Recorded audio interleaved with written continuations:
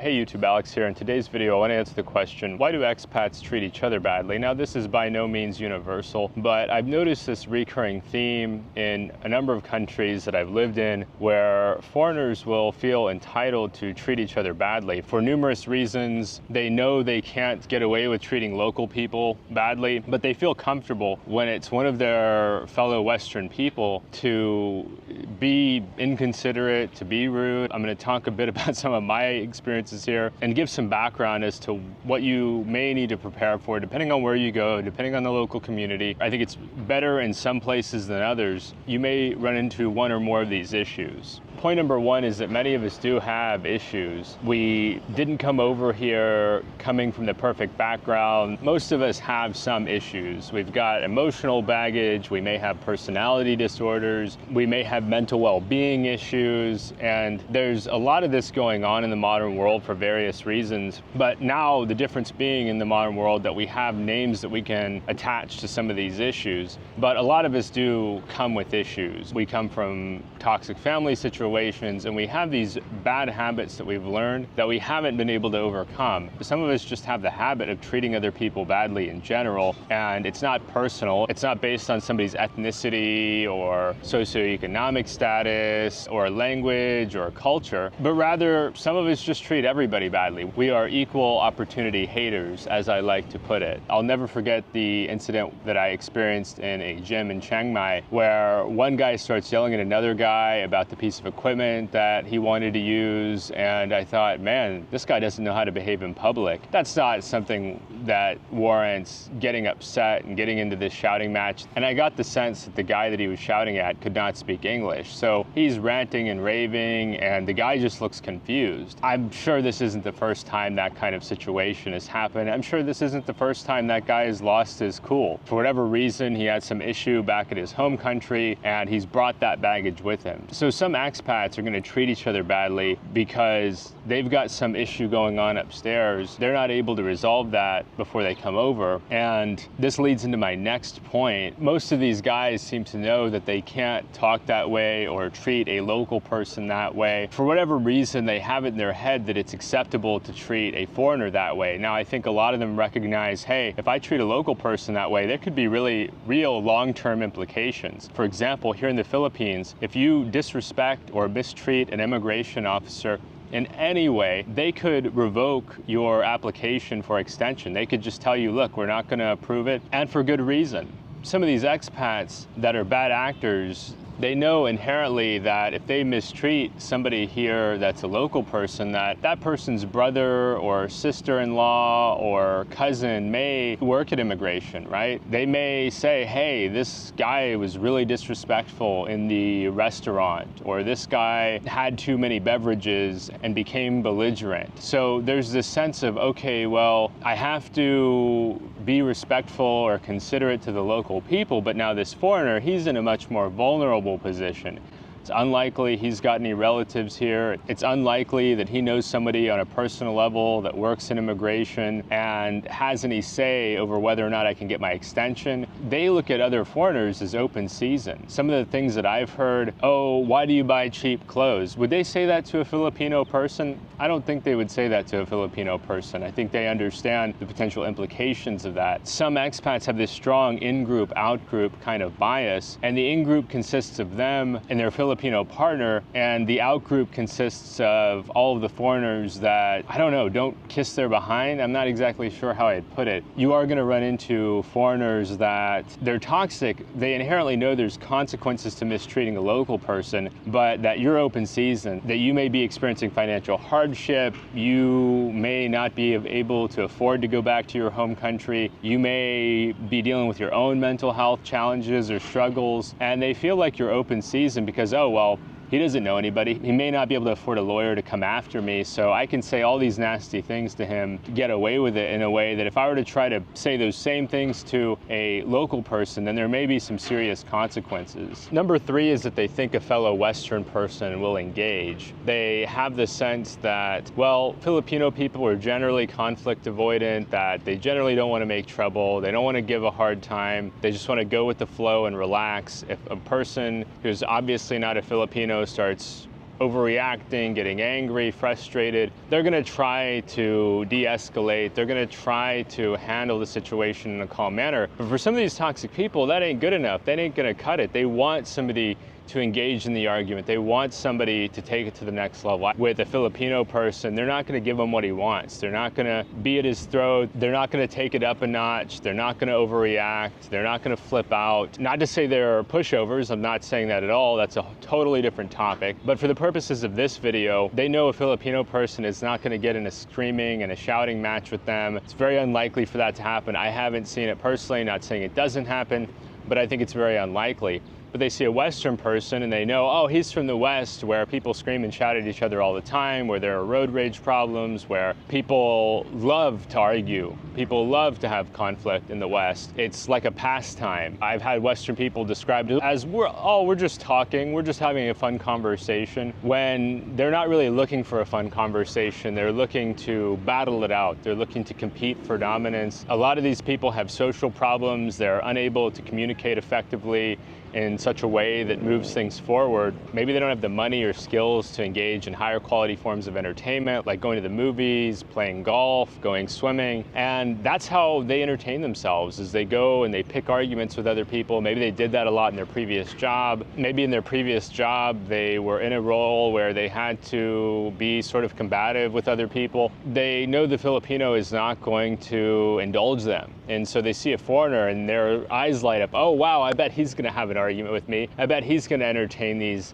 delusions. You see it here with people getting way amped up about politics. It's like, if I wanted to argue with other Americans, I wouldn't come halfway around the world to do that. I'd go back to America if I wanted to argue with other Americans. People will do it for free over there. They don't even care how much time it's costing them. Here, I'm enjoying my time. I want to use my time to enjoy life and to not argue with other Americans or Western people in general, but often it's the Americans that are particularly argumentative in my experience. Some expats are users back home and they use up the goodwill of whatever location they're in, and then they move on to the next location. So maybe they live in New York, they use a bunch of people, they take advantage of a bunch of people. Then once they burn their bridges, they become known as the user. Oh, now they're moving off to LA or they're moving down to Miami. That same principle applies here to the expat world. I've noticed that in some expat hotspots where a guy will come to town, he'll use up the goodwill of other people. He may ask people to cover his lunch, he'll get them next time. Maybe he borrows some money from this guy or that guy.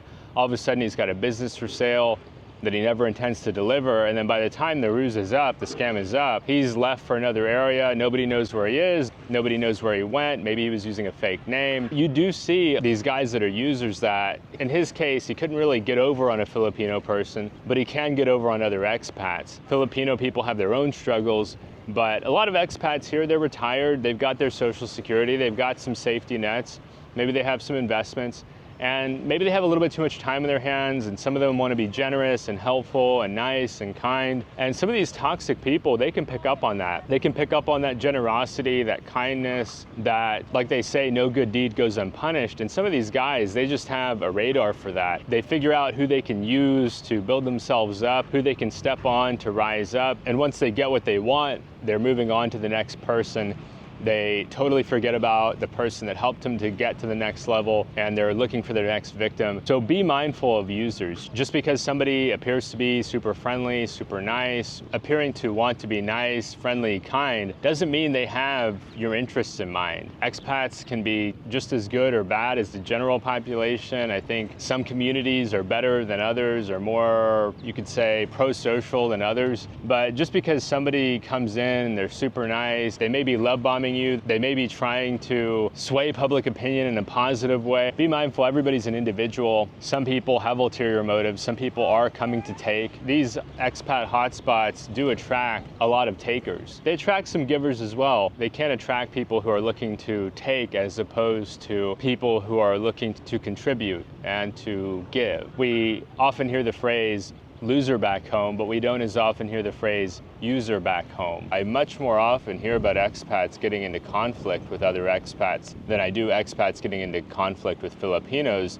You definitely hear about this online. They perceive that the only consequences to arguing with another expat is a verbal confrontation, and not potentially life-altering consequences like could be the case if their visa extension is denied and that sort of thing. If you find an expat is toxic, don't indulge them. Let them argue with somebody else. I'm sure somebody will take them up on that. Some people are just conflict-driven people. They don't pick up on social cues very well. They don't have the intellectual capacity to have a meaningful, interesting conversation in a civilized manner, but they still want the attention. They still want the sense, oh, somebody's paying attention to me. I'm not being ignored because I'm a moron. And so watch out for these guys that are desperate for attention. They know that back in their home country, they're a nobody. They can't get the attention they're looking for. But over here, their increased purchasing power entails that they can get more attention. But for some people that are toxic, no amount of attention is sufficient. They have a never-ending well that cannot be filled up.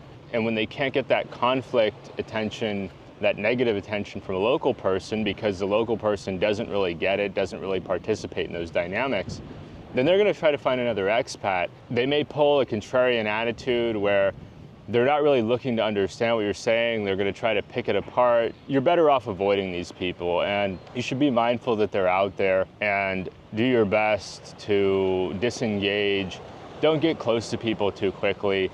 Be cautious, be mindful. There are a lot of toxic people in expat communities. You'll never hear me come on here and say all expats are our friends, we should hang out with everybody. I believe you should be polite or respectful to everybody, but beyond general pleasantries, you don't know these people anything. You don't know a fellow American. No, some American expats are morons. I'm not of the opinion that, oh, just because somebody's an American, I'm gonna be friends with them. No, some Americans are toxic people. Like, you could have toxic people anywhere in the world. Do I think that it's the majority? No, I don't think it's the majority. But it's not a zero equivalent number that are toxic. And you need to be willing to set boundaries with these people and find your tribe by also finding who's not in your tribe, who's not in your group. Yeah, I mean, one group I think is nice is Positive Expats in the Philippines on Facebook. I don't organize or schedule meetups from that group, but I like the rules of that group where they don't allow this complaining. I live in the Philippines because I generally like it here. I like the Filipino people and I get along with them, but the toxic expats tend to be loud. They tend to be more brash, they tend to be addicted to their egos, and they tend to put themselves out there more. So if you have somebody that's coming up to you, be cautious and mindful of guys who are too friendly, who are trying to draw you in, who act like they've known you a long time when you just met them a few minutes ago. Be careful. Some of these toxic guys are good and getting better at pushing their toxicity. If you were raised in a narcissistic home like I was, you may have been trained to be a people pleaser and to not spot these issues in other people, but keep an eye out for them. Like I said, most of the guys, probably 80% of the guys I meet, I get along with well. There is a non-zero number of guys out there that I don't want to associate with, I don't want to hang out with, I don't want to be around, and it will be helpful for you to approach expats with some sense of doubt. Is what they're telling me really true? Are they too guarded? Do they dance around fairly generic questions? Are they unwilling to express vulnerability? Maybe they're harmless, right? But maybe they're not. Maybe they're hiding something that you need to be mindful of, that you need to be aware of to protect yourself, to look out for your own well-being, to look out for the well-being of your partner, maybe their children or the children you have together. There are a lot of sick people in this world, and some of them come with a smile. Keep in mind that your right to be here is not contingent upon the opinion of some American expat, but rather the goodwill of the Filipino people. The next point is cultural context. I think that when expats are interacting with the Filipinos, they have some of that Filipino hospitality or kindness rub off on them, and they behave, right? They learn how to behave in the non-confrontational way, and they're more kind and they're more considerate. But when they're dealing with other foreigners, they default to what they're used to. This rude American attitude, this condescension, this disrespect, this lack of civility and decency, or that we see in other Western democracies, that we see to a lesser extent. They don't act with class like a lot of the Filipinos do. The next point is that familiarity breeds contempt. So a lot of Foreigners find the Philippines mysterious. They find the Filipino people to be kind of mysterious. Many may have never interacted with Filipinos in the West. They only know Filipino people through the context of service, whether it be in a hotel, tourism, a restaurant. And so the only interactions they have with Filipinos are ones in which the Filipino person is providing a service to them in exchange for money. They don't think about the fact that Filipinos are people like anyone else and have their own struggles, their own challenges. Nobody's life is perfect. They have more familiarity with the Western person. They probably worked with plenty of Western people in the US or Australia. They believe they know how the Western person thinks or operates. They know what they don't like about Western people. I think some of it is also competition, like they know the Western person can compete with them for attention, compete with them for resources. I think some of that is some guys want to be the only foreigner in town, which is ridiculous in a city like Dumaguete where there are 5,000 foreigners in town and more showing up every day. You're not going to stick out as a foreigner here. You're not going to get some special treatment as a foreigner here. Foreigners are a dime a dozen here. They're not that special, especially expats are not that special here. Local people are often experienced enough with expats that they know somewhat what they're getting when it comes to an expat living here. There's nothing you're going to tell a local person that's going to be a total shock to them. Many have some level of familiarity, especially those that have worked a lot with foreigners in a business. You're not going to get a double take when you meet a Filipino person here. They're not going to think, oh, wow, a foreigner in Dumaguete, I never would have guessed. So I think some foreigners get a little frustrated, a little jaded when they come here expecting a certain level of treatment and it just doesn't materialize, but they can't take it out on the Filipino people, but they do feel like they could take it out on the other foreigners. Like they almost operate like, if you guys weren't here, I would be treated like royalty, but because you other foreigners are here, then I don't stick out as much. That's at least what I think is the line of thinking. Let me know what you think down in the comments below if you agree with that sentiment or you disagree with that sentiment. The next point is diverse backgrounds. A lot of people think, oh, all Americans are the same, and that's not the case. The United States is a country with several different mega regions, and each of those regions has unique local culture, atmosphere, attitudes, different from the rest. I find that I relate best to other people who have lived in California. I'm not from California, but I worked there for a while. And so I just have those shared experiences. We've been to the same places, we've eaten the same food, we've experienced some of the same nature, and we can relate on some level culturally. Where you've got some guys who are from the South who they meet a guy from New York and they think the guy might as well be an alien. And they have some presumptions, oh, people like New York are like this, or people from Texas are like that. And they have these preconceived notions and very different life experiences. And so that's where they could treat each other badly, is they take one look at the guy from New York and they think, oh, he thinks he's so high and mighty. They don't even give the guy a chance. They don't even let the guy speak and talk about his life experiences before they make a presumption in some cases. Now in other cases, they're open-minded. They'll open their minds, they'll open their ears, they'll listen to what the guy has to say, they give him a chance, they realize, wow, I have more common with him than I thought. But some expats make presumptions based on regional differences back in the United States as to whether or not they'll get along with somebody over here. It's an effort to save cognitive function. I often say we're not sending our best, which is a whole nother discussion. But yeah, you have some regional differences, and that doesn't even get into people from other countries, people from other parts of the world entirely. I have friends here from all over the world, and I get along great with them, but I think I am rare in that I am open-minded to people from other countries or other cultures. And even then, I'm guilty of preferring people at times from other countries than the United States. Some of my closest friends are from other parts of the world besides the United States, and I feel that I could relate to them better than I can to my fellow Americans that live here.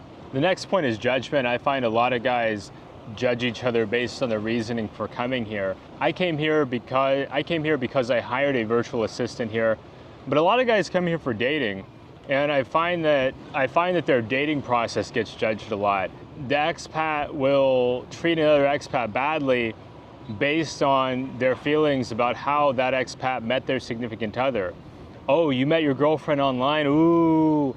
You met your girlfriend the second you got off the airplane, ooh. It feels good to judge at first, and then you feel lonely and isolated because you keep separating yourself from other people based on these arbitrary distinctions. I'm not saying don't make good decisions. I'm saying it isolates and hurts you when you are passing judgment on other people who have their own reasons for coming here. And like I said, dating is a big one. Budget is another big one. Some guys operate on the premise that anybody with less money than them is broke as a joke, and anyone with more money than them thinks they are a hotshot. It's the age-old, anybody that drives slower than me is a moron, and anybody that drives faster than me is a maniac. In summary, I find that dating and also budget are the two big ways in which guys judge each other and size each other up and establish the value that they associate or attach to another expat. The next point is a sense of ownership. Some expats feel that they own the Philippines somehow, that it's their right to be here more than the right of other people or newcomers. I sense resentment between expats for many different reasons. I can't get into all of them in this video. It'd just be too long. I could go on for days about that subject. But a sense of ownership is a big one, where they think, well, I got here 10 years ago. I see this with my vlogger friends where people tell them, oh, you guys have been here for 3 years. I've been here for 15. Okay, well, don't you want updated information? Most people want up-to-date information. They don't look for what did it cost, what was rent 20 years ago, what was the price of a home 70 years ago. That information is irrelevant beyond just learning about history. People want to know about information that's relevant today. What is my experience going to be like today? Not next year, not 10 years from now, not 5 years ago. What is it like today? But if they feel that they own it, they also don't want people getting information and coming here. I hear sometimes from people, these vloggers have ruined Dumaguete. Nonsense. Dumaguete has been popular for a very long time. The original media that popularized Dumaguete was a Forbes article directed at retirees. It wasn't vloggers. If anything, blame Forbes. That's a whole different discussion. I think there's plenty of room here in Dumaguete for foreigners and for expats, for retirees. I don't believe I own this. People say, oh, you're talking about Dumaguete. You've only been here a short time. I could talk about what I see. I have senses. I have eyes, I have a nose, I have ears. I could document my experience. I don't have to live here for 10 years before I can comment on it. But some of these people are very possessive. They act like only their experience is legitimate, which couldn't be further from the truth. Everybody has different experiences here, different takes on life here, and different feelings about the pluses and minuses of being here. In summary, some of these guys act like territorial dogs. Ridiculous. All of us are guests here in the Philippines. Unless you're a Filipino person, then you are a guest in this country. You're here based on the goodwill of the people. You can't even own land, so I don't know where they get it in their heads that they have some kind of dominion here, but that's a whole other can of worms. This last one I'm probably guilty of, and that's the online and offline divide. I know some people probably think I come across a bit negative in my videos, and in person, I'm a lot more pleasant. So I have a lot of friends here in Dumaguete. I get along with people. I just happen to cover heavy topics at the moment, but I'm generally pretty upbeat here. Is every day perfect? No, it's not. I think some people do get frustrated that I'm trying to find the truth. Let me know what you think down in the comments. Do any of these ring true for you? Have you found any of these to not be the case? Maybe I'm talking about Dumaguete specific things that don't apply in your area or your country. Additionally, give us a thumbs up. It helps with the YouTube algorithm. And finally, if you enjoy this content, you want to see more content like it, please subscribe to the channel down below, and we'll see you soon. Bye-bye.